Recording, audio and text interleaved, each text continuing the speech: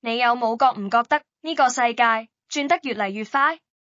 AI 演算法無窮無盡嘅資訊流，科技一方面俾咗我哋力量，但另一方面又好似悄悄咁攞走咗我哋嘅時間同寧靜。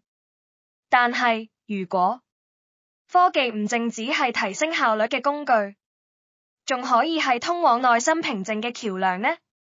你好，歡迎嚟到 AI 禪，一個喺科技巨浪之中為你打造心靈綠洲嘅地方。我哋活喺一個充滿矛盾嘅年代，我哋想變得更有效率，但又驚自己會被取代。我哋享受連結，但又日日被資訊淹沒。傳統智慧叫我哋慢落嚟，未來潮流又逼住我哋跑快啲。喺 AI 禪，我哋相信答案唔係二揀一，而係融合。喺呢度，我哋會用最前沿嘅視覺做兩件事。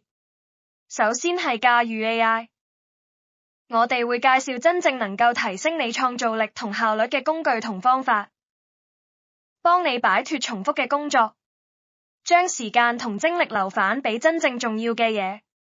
呢個就係我哋嘅未來工具箱系列。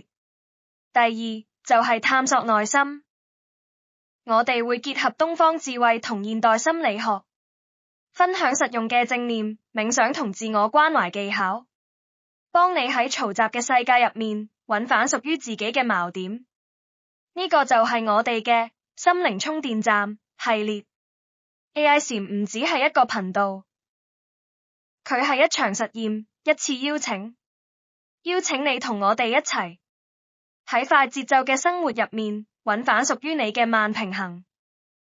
如果你都認同呢個理念，記得訂閱同開啟小鈴，等我哋一齊變得更高效，亦更鬆容。